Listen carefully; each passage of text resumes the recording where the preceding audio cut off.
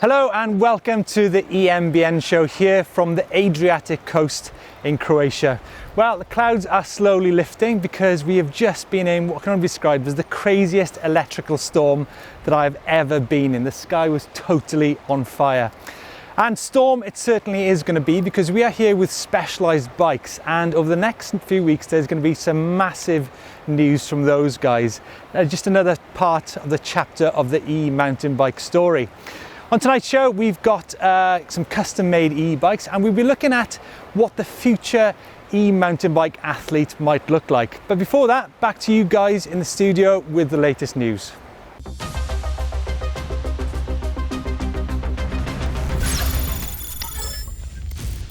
So the global taxi service Uber is actually going to be switching from cars to e-bikes, which is pretty cool actually, isn't it? That's really good, yeah. So what they're planning to do is to reduce congestion and pollution, is that for inner city commutes, rather than actually calling yourself a car, is to call yourself an e-bike. So you can get around town, you're not going to be held up in traffic.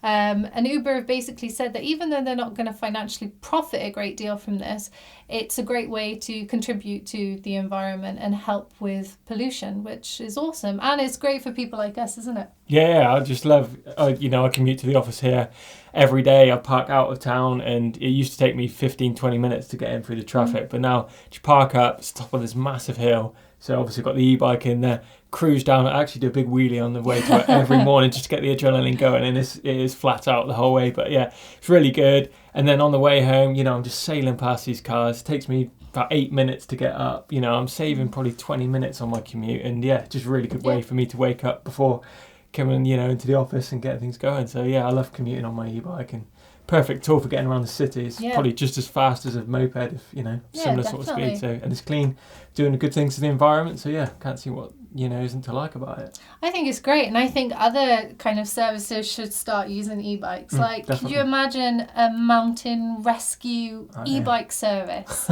Like if you're snap your mech off. You're out in the middle of nowhere. You're on a massive expedition, and your e-bike or just dies. Something happens.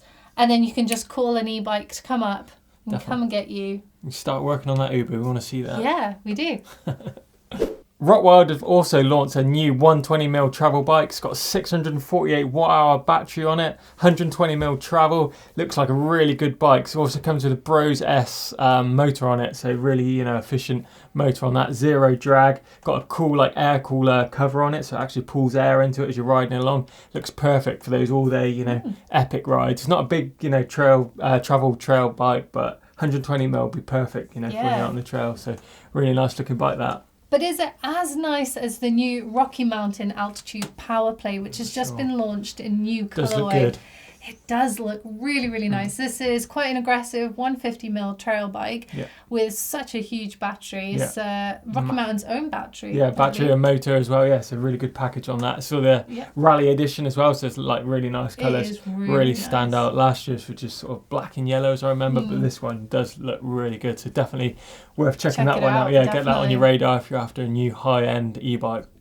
So something we talked about a lot on the show is actual e-bike racing. I think it's really exciting, and I can't wait to see what's possible on these bikes.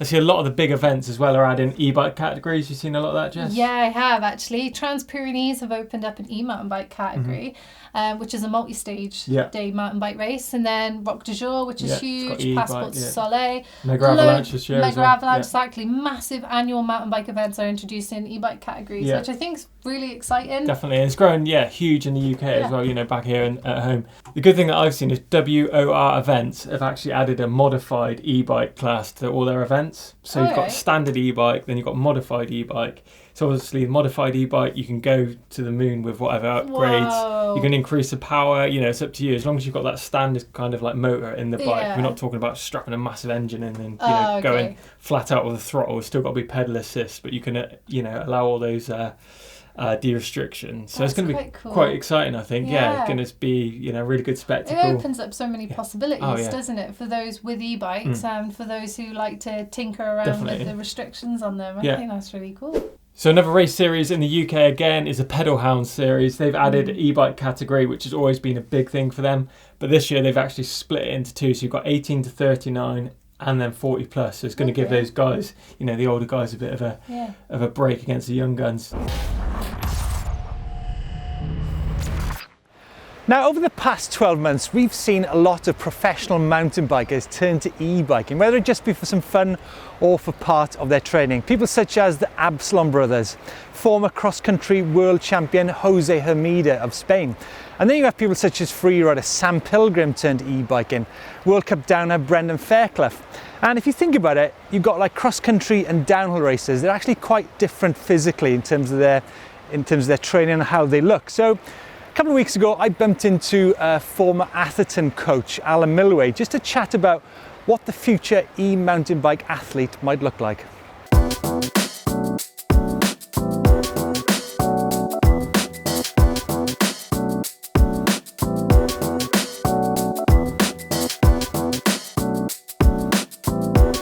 On this week's In Depth, we are joined by coach Alan Millway. Now, Alan has trained the likes of G and Rachel Atherton, Manon Carpenter, Danny Hart. Now, Alan actually seems to be spending a lot of time on e-bikes lately. And the question, Alan, is what might the physique of an e-biker look like in the future? That's put me on the spot, isn't it? But look, think of it, right? Now, mountain biking is what, 30, 40 years old. Now, today, in the beginning, there was a mountain biker. Today, we have cross-country riders who are generally very light, very svelte. Yeah. They're dressed specifically. Then you have a downhill racer, slightly heavier. I mean, tell me if I'm wrong. Obviously dressed differently, different sort of muscles and stuff like that. And then you have an enduro rider. People such as Sam Hill and Jared Graves. You can see they've definitely changed their physique from when they were downhill racers and four-cross racers into what is now a professional enduro sport. Yeah. So the question is, what might an e-biker look like in the future? I'd say probably it would be the cross between an enduro rider and a downhill rider. I think that would probably be the end of the spectrum, I'd imagine. Mm-hmm. With these bikes, the interesting thing is that you're able to sit at a high average speed than obviously you would without a motor. Yeah. So there is some aerodynamics that come into that. Yeah. So you could argue that you don't want to be too big with a too big a frontal area, but they are a lot heavier. So you need that upper body control. So you're gonna have a big upper body workout, right? Manhandling those bikes around big down sections. Inertia of these bikes is such that it's like riding a downhill bike, isn't it? Very quickly. So listen, over the next few months, we're going to be covering some fitness and e-bike videos in depth with Alan Millway. So be sure to tune in to those videos. Thanks, Alan. Thanks for joining us. Really enjoyed it. Really enjoyed it. Yeah, it's certainly going to be interesting to see how the evolution of e-mountain biking goes in terms of athletes over the next few years, certainly if racing comes into the picture. Now, a couple of weeks ago, we bumped into South Walian Dan Dark. Now, he rides with a bunch of mates in the South Wales area, and apparently 15 out of the 30 riders are now on e-bikes, and they still go out for those mixed rides. Now, what Dan's done is taken his specialised Troy Lee Designs Kenevo and he's customised it. He's put some triple clamp forks in it. So I went down to visit him and see what the deal was. This specialised Kenevo 180mm travel, custom built for Dan Dark, down here at Leisure Lakes Bikes in Newport, South Wales, is simply incredible. I mean, just look at it, it looks awesome. Right, let's have a look at the specification on this bike that Leisure Lakes have built for Dan. Now, I have to point out that he actually bought the Troy Lee Design, the custom Troy Lee Design paint job bike, and Leisure Lakes transferred all the new parts that Dan chose on to make this a custom Kenevo bike. So starting off up front, we've got a rental bar and stem setup, 800mm wide, 30mm rise, and a 35mm width bar on this bike. Hope discs, Hope V4 discs, 200mm front and rear, and check out those discs. They're the V4 vented discs. They're super money, those are, but I'm no doubt that they're going to give Dan that added bite when it comes to the downhill sections. Now, as you can see, the suspension on this bike is really something special. Up front, a Fox Factory 49 fork, which is a 29-inch wheel specific fork, which a lot of the World Cup downhill racers have been using. Now, this fork is going to make this bike even more capable than it already is. Like I said, it's 180mm travel at the rear, now it's 200mm up front as well, which means it's going to have serious big hitting capability on those downhill sections. What they've done is they've put the 29-inch wheel specific fork on the bike, because it then means that Dan can ride a 2.8-inch tyre in the front of this bike as well. Some of the finer detail on the bike is a Fox transfer seat post, and also, as you'll see, there is a Fox Float X2 damper in there. And from what I hear from Leisure Lakes, Fox had to custom make that damper because there wasn't one specifically available for this bike. So I think there's a spacer in there to make the bike bang on 180mm travel. When it comes to the geometry, how much does the fitting of the 49 fork up front affect the geometry? Well, not by that much. Bottom bracket on this bike comes in at about 350mm, so it's not too far off what this bike is as stock. But I mean, look at it. I mean, a specialized Troy Lee design Canevo. I mean, it doesn't get much better than this, right? So it's time for Climb of the Week. What have we got, Jess? We have got a video submitted by David, who's been riding in Squamish, Canada, and this is superb. It looks absolutely beautiful. Actually, I recognise this spot from the bike vault. Didn't this guy send us in a photo? Actually, I do recognise it. He's on the video now, but yeah, good work. It does look amazing. You know, look at that old North Shore, big mountain. Yeah.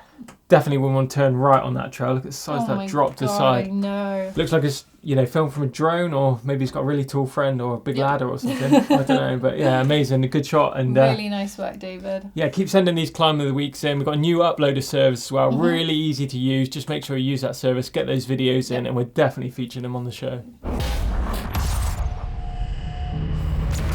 Right, we've had tons of comments left on the videos over the past week, so we've selected a few of our favourites that we want to talk about today. And the first one is from Dave, who said, I got called a cheat by a guy riding his analogue mountain bike whilst out riding a few days ago.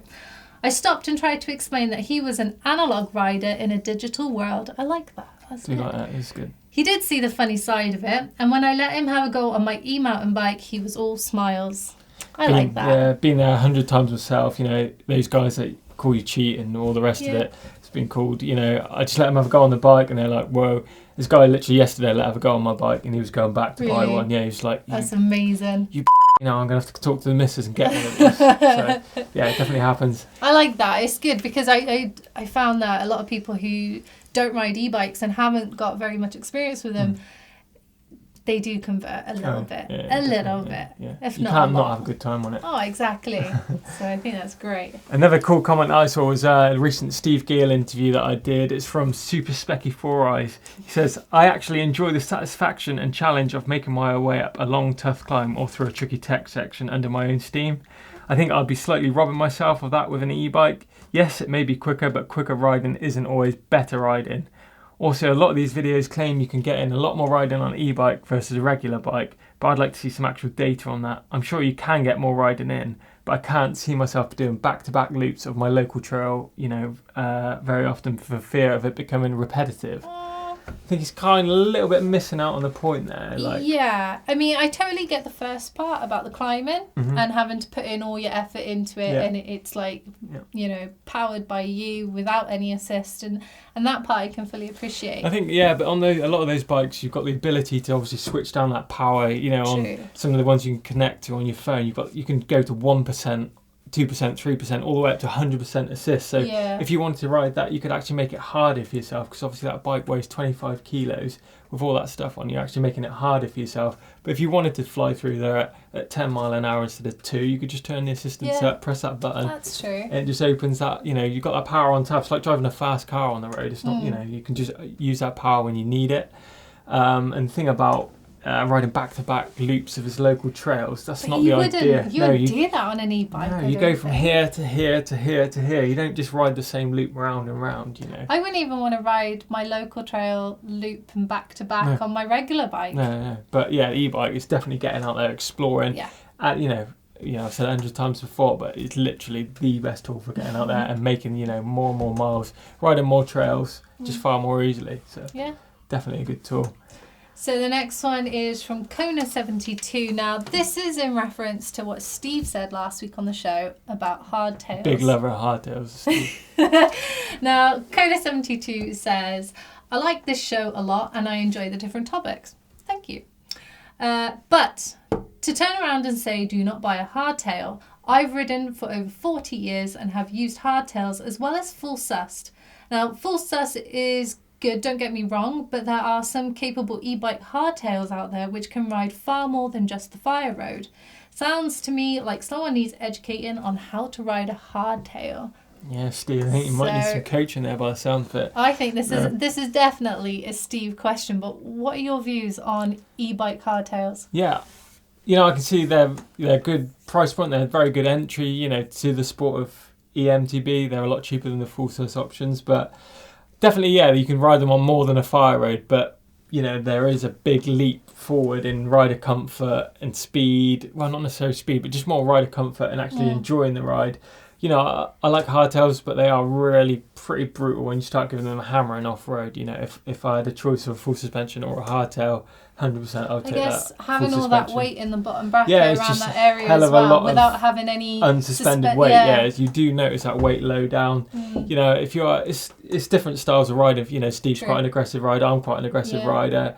But as I say, they're more than capable off road. But if you want to step it up a notch, I think we hit that should terrain actually hard. have to look into this a little bit Yeah. further, maybe. Yeah, maybe get Steve to do a hardtail versus. We'll put full Steve sus. on the hardtail. Yeah, do some timed runs. So yeah, Oh. watch your space for that one. Definitely. Just time for where in the world? What have we got then? We Jess, let's have a look. Melbourne, Australia. That's where we are this week. And Alex. Now, Alex originally submitted some photos to the Bike Vault, but I've actually had to pull them out because I think there's a brilliant story behind them. Yeah. I absolutely love it. So, Alex, he's out riding with his best friends, both childhood BMXers, Right. and they recently just bought themselves a couple of Merida E160 mountain bikes. Nice. Now, these photos are brilliant. They look like they're in a kangaroo reserve, or Looks like it, yeah. The there's amount of kangaroos everywhere, which Yeah. are fantastic. And what makes me laugh the most is a photo of these two riders, Alex and his friend, and they have their riding shirts on with their homemade EMBN look at that. logo That's stuck on amazing. the front. Yeah, And that's I cool. think that is wicked. Yeah, But it's good, guys, isn't it? you do know we have a shop, right? Like, you can Yeah. buy them. But they look so happy out It's on cool, their isn't ride. it? Australia, all those kangaroos. Yeah. That's what it's about, getting out there, friends, you know, out there together exploring. Look at that, views as well, And amazing. I love the fact they're childhood Yeah. friends. They used to ride BMXs, and now, however many years on, they're still out together Super riding social, bikes. yeah, that's what it's about. Bloody cool. So good. And now it's time for my favourite part of the show. It's the Bike I Vault. can't wait, let's have a look what we Yeah. got. So first up, we've got Kevin, who's on his giant e-bike. Mm-hmm. He's in South Wales and says he went on an after-work spin up the hills in his backyard. Good thing about these e-bikes, straight out after work, you might have an hour, you might have a half an hour, but getting out there, looking like he's, right high up on that mountain. Looking good, Beautiful. look at that backdrop, I'm going to give straight in with a super nice. Nice. What we got next? Next up, we have Hare with a Merida E160 in Austria. South African on vacation in Austria. Oh, nice. Gonna say, Bought didn't bike in Salzburg. it? Nice Merida. Look at that backdrop again. That's stunning, that, Is it, isn't it? It looks like a watercolour painting. But the bike. The The bike's good, the backdrop's good. Mm. Another super nice. Too kind. Very kind today. Whoa, these are some nice submissions this week. What's this? You've got Jacapo. Jacapo. He sent in his high bike, Extra All Mountain 7. Bergamo, Italy. He's never stopped exploring since he's got e-bikes. All about exploring my local mountains and trails, exploring access and terrain that would never been impossible to reach without a motor. The Stoker's real. I think can it tell is. that. You can see Genuine post. Look at that backdrop again. that. It's And, beautiful. I yeah, really like that bike as well. I really Does quite look like good, those doesn't it? colourways. They're really, Nice. really nice. in Yeah. tube high bike as well. Yeah, it looks good. Yeah, Are we being graphics. too generous this week? I don't know. Super it nice. 3 in a No, row? super nice. 3 in Yeah? a row. It's got to be a record. Right. Trek Powerfly. Now this is from Thomas, who is in, I'm so sorry, Esbjerg in Denmark. Yeah. Enjoying the sunset on our new bike park in Esbjerg. Ooh, new bike park. Just look good. On new bike park as well. Not particularly loving the angle of it No. myself. Don't know. It looks a bit awkward and yeah. precariously perched on that. I'd be worried the bars are going to turn around and fall over the back of that log. Yeah. Is mine, but the bike is really nice. bike is nice. Bike, it's nice. Just a nice. Just nice. Got next. We've got this from Weldon. It's a this one. homemade. This is what I was telling you folding about. e-bike that you can transport on the back of a Suzuki hatchback. Oh my god, it's got like mag wheels. Yeah. So it's actually got front and rear suspension. Isn't there a picture of the next one as well? This is it being folded into the back of a car. Now, Looks like one of those rally Wildcats from back in the day. Do you remember those? Well, probably might be before your time, but it used to be a rally that made a bike look just like this. It used to make noises on the handlebars. I'd love to know how it rides. Look at it. I'd love to know. A folding e-bike. Works. That could be quite good, you know, because people say about the weight of them trying to lift them up onto racks and, you know, roofs of cars. So if you did have one that folded in half, not my cup of tea, but I could see the attraction. That's the thing. Does it get a super nice because it's a bit different? Yeah, I'm going to give it a super nice. Yeah, good work. Great. Nice one. I think we're going to have to look at folding e-bikes on the show. You can ride one of those. I'll give it a miss. Yeah, why not? So the next one is from Callum, Specialised Turbo Levo Hardtail 29er. This is up in Scotland, and he says, "Hi guys, this is my partner's bike, which she absolutely loves. We're heading to the Highland Wildcat Trails this weekend, but this was a quick outing with the future trail dog Bella to the beach." Well, nice colour. Does look a nice bike. It's got a doggo in it. Oh, he's so cute. I've yet to ride my e-bike on the beach, and that actually does look pretty prime for it, you know. That does look, and I do like that bike. It's Trail really dog, nice colour, nice backdrop. Yeah.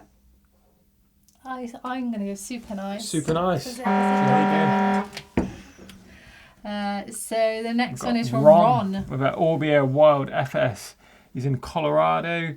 Epic rider, Mount Herman Coupe. It is nice. Backdrop's a little bit dark, isn't it? A bit underexposed, do you think? Yeah, I think the bike needs to be a little bit more in the light. And it's kind of hard to make out any real detail on that. It's nice. Interesting shape. It's nice. Sure. Yeah, it's nice. What have we got next?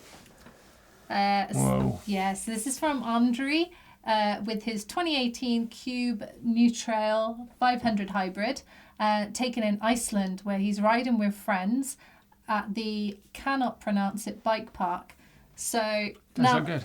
Look at that bike though. Look at those tyres. Look at the mud. I really want to try an e-fat bike out. I'm not sure about a hardtail, but I know High-Bike do an e-bike, fat bike, full suspension. And that thing, I can imagine what you can climb up would be incredible, you know, with those tyres super low. But that thing does look a lot of fun. Do you think we should go to Iceland to test I'd love to go to go there. But yeah. I like that a lot. I think that is good. Trails look good. Backdrop's good. The bike's good. Time. I think that thing will probably stand up by itself without a stand as well, doesn't it?